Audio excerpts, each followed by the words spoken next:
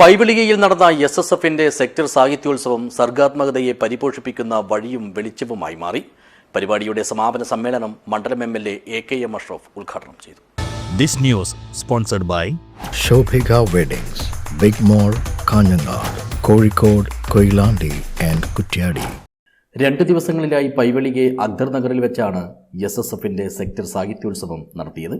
Sector പരിധിയിൽ വരുന്ന 8 യൂണിറ്റുകളിൽ നിന്നുള്ള 240ഓളം വിദ്യാർത്ഥികൾ വിവിധ മത്സരങ്ങളിൽ പങ്കെടുത്ത് മികവിന്റെ മാറ്റുരച്ചു. മത്സരങ്ങളെല്ലാം അവസാനിച്ചപ്പോൾ 546 പോയിന്റുകളോടെ കണ്ണാടിപ്പാറ യൂണിറ്റ് 1ാം സ്ഥാനം സ്വന്തമാക്കി. അട്ടകോളി യൂണിറ്റിനാണ് 2ാം സ്ഥാനം. 3ാം സ്ഥാനം ശാന്തിയോടി യൂണിറ്റിനും.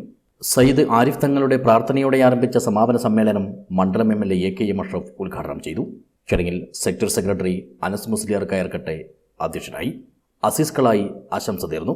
കാസർഗോഡ് ജില്ലാ സെക്രട്ടറി സിദ്ദിഖ് സഖാഫി ബായാർ അനുമോദന പ്രഭാഷണം നടത്തി.